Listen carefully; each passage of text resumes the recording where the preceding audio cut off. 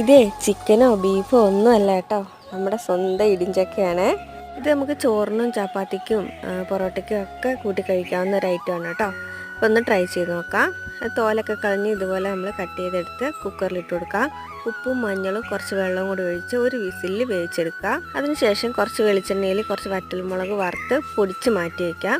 പിന്നെ അതിലേക്ക് പട്ട, ഏലക്ക, ഗ്രാമ്പു, ഇഞ്ചിയും വെളുത്തുള്ളി ചതച്ചത്, പച്ചമുളക്, സവാള ഇവയെല്ലാം ഒന്ന് വാടി വരുമ്പോൾ കുറച്ച് തേങ്ങാക്കൊത്തും മുളക് പൊടി, മല്ലിപ്പൊടി, കുരുമുളക് പൊടി, മഞ്ഞൾപ്പൊടി, കുറച്ച് മീറ്റ് മസാലയും കൂടെ ചേർത്ത് നന്നായിട്ട് മൂപ്പിച്ചെടുക്കാം.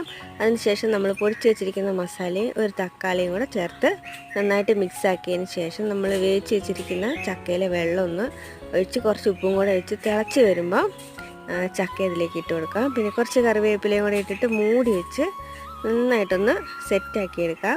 ടേസ്റ്റി ആയിട്ടുള്ള ഐറ്റമാണ് കേട്ടോ. ട്രൈ ചെയ്ത് നോക്കുക.